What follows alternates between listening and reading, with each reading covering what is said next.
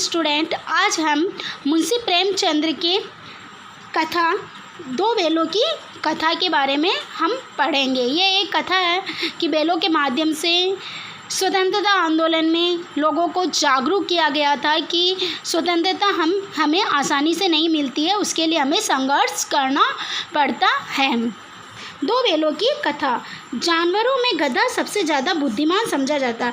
कहा जाता है कि जानवरों में जो गधा होता है सबसे बुद्धिहीन है, बुद्धिमान नहीं, बुद्धिहीन समझा जाता है कि जो बुद्धिहीन है यानी उसमें बुद्धि नहीं होती है गधे के अंदर।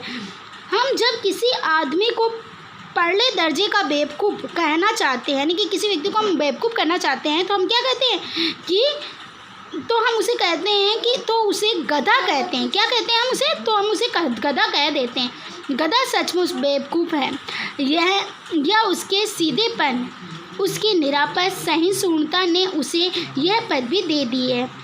इसका निश्चय नहीं किया जा सकता है। गायें सींग मारती है, ब्याई हुई गाय तो अनायास ही सिंघनी का रूप धारण कर लेती है। कुत्ता भी बहुत गरीब जानवर है, लेकिन कभी कभी उसे भी क्रोध आ ही जाता है, किंतु गधे को कभी क्रोध करते नहीं सुना न देखा।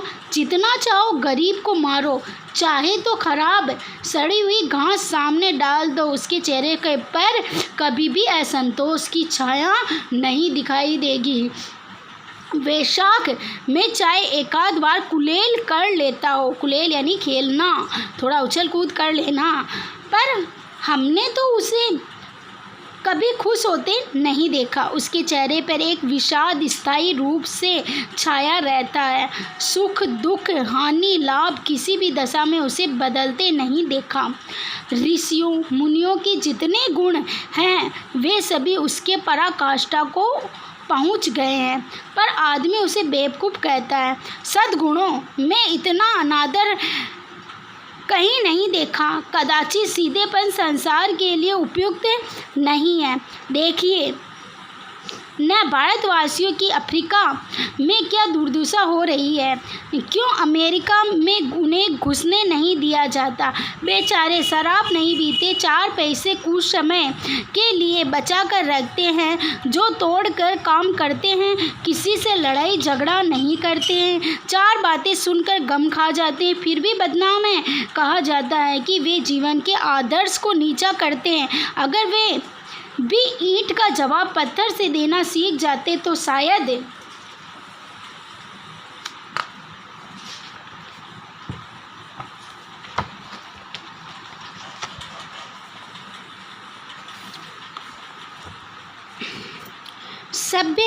सभ्य कहलाने लगते। जापान के मिसाल सामने है। एक ही विजय में उसे संसार का सभ्य जाति में गण्य बना दिया।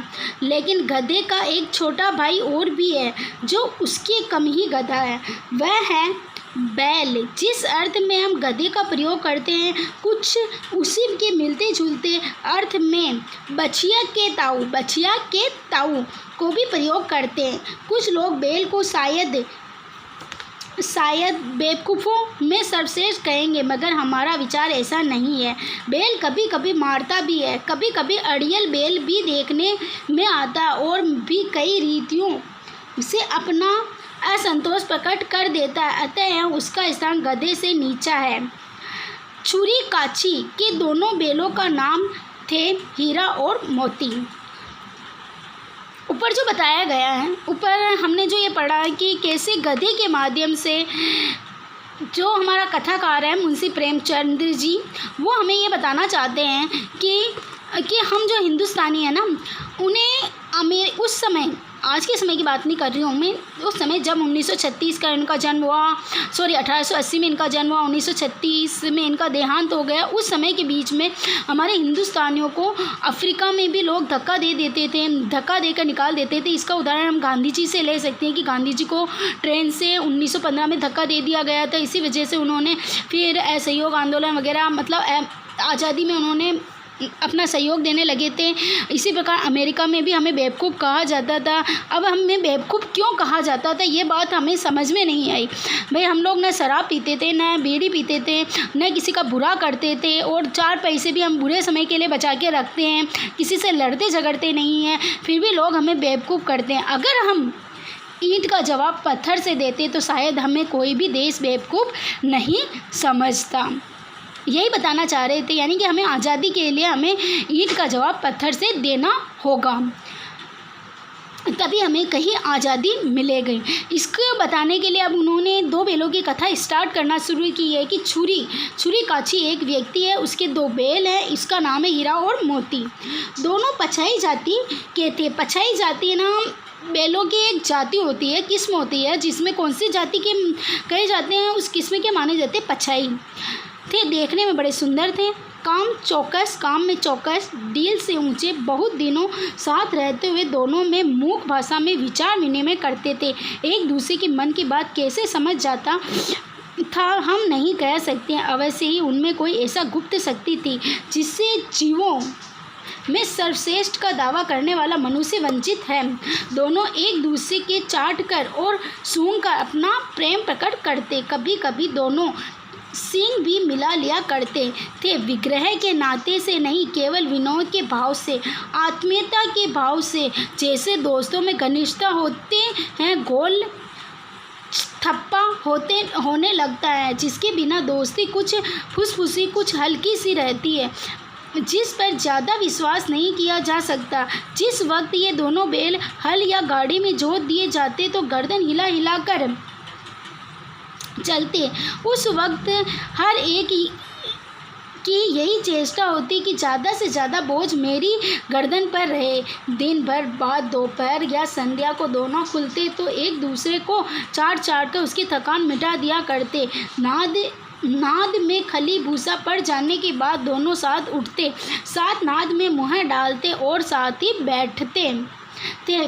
मुँह हटा लेता तो दूसरा भी हटा लेता था। संयोग से की बात, छुरी ने एक बार गोई को ससुराल भेज दिया। बैलों को क्या मालूम वे क्यों भेजे जा रहे हैं, समझे। मालिक ने हमें बेच दिया। अपना यूँ बेचा जाना उन्हें अच्छा लगा या बुरा कौन जाने, पर छुरी के साले गया को घर पर गोई ले जाने में दांतों पसीना आ गया। गोई यानी बैलों की जोड़ी को एक बार छुरी काछी ने अपने ससुराल में भेज दिया। क्यों भेजा ये नहीं पता, लेकिन उन्होंने भेज दिया। बैलों ने समझा हमें बेच दिया, तो उनके साले को उन दोनों को ले जाने में, यानी बैलों को अपने गांव ले जाने में उन्हें पसीना आ गया था, यानी वो थक चुका था कि बड़ी मुश्किल से वो उनको गाँव ले जा पाया। पीछे से हाँकता तो दोनों दाएँ बाएँ भागते, पगड़िया पकड़कर आगे से खींचता तो दोनों पीछे की ओर जोर लगाते, मारता तो दोनों सींग से नीचे करके हुकारते। अगर ईश्वर ने उन्हें वाणी दी होती तो छुरी से पूछते, तुम हम गरीबों को क्यों निकाल रहे हो? हमने तो तुम्हारी सेवा करने में कोई कसर नहीं उठा रखी। अगर इतनी मेहनत से काम न चलता था तो और काम ले लेते। हमें तो तुम्हारी चाकरी में मर जाना कबूल था। हमने कभी चाकरी यानी नौकरी या उनकी गुलामी में हमने कभी दाने चारे की शिकायत नहीं की। तुमने जो कुछ भी खिलाया वह सिर झुकाकर खा लिया। फिर तुमने हमें इस जालिम के हाथ क्यों भेज दिया?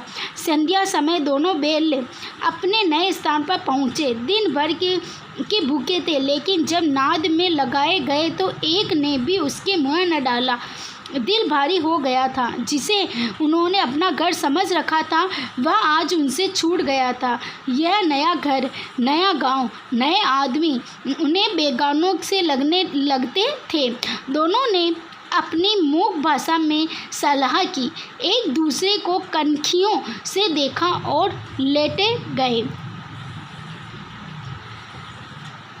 जब गांव से सोता पड़ गया तो दोनों ने जोर मारकर पहगे डाले और घर की तरफ चले। पगेत उड़ाना यानी कि जो खूंटा होता है ना जिस पे बैलों को बांधा जाता है, उसको तोड़ दिया और अपने घर की तरफ चल दिए। पगें बहुत ही मजबूत थे, अनुमान न हो सकता था कि कोई बैल उन्हें तोड़ सकेगा, पर इन दोनों ने इस समय दूनी शक्ति आ गई थी। एक एक झटके में रस्सियाँ टूट गई। छुरी प्रातःकाल सोकर उठा तो देखा कि दोनों बैल चरनी पर खड़े हैं और दोनों की गर्दनों पर आधा आधा गराव लटक रहा है। घुटने तक पांव कीचड़ में भरे हैं और दोनों की आंखों में विद्रोह में स्नेह छलक रहा है। छुरी बैलों को देखकर स्नेह से गदगद हो गया, दौड़कर उन्हें गले लगा लिया। प्रेम लिंगन और चुम्बन का वह दृश्य बड़ा मनोहर था कि छुरी काछी ने जब देखा कि दोनों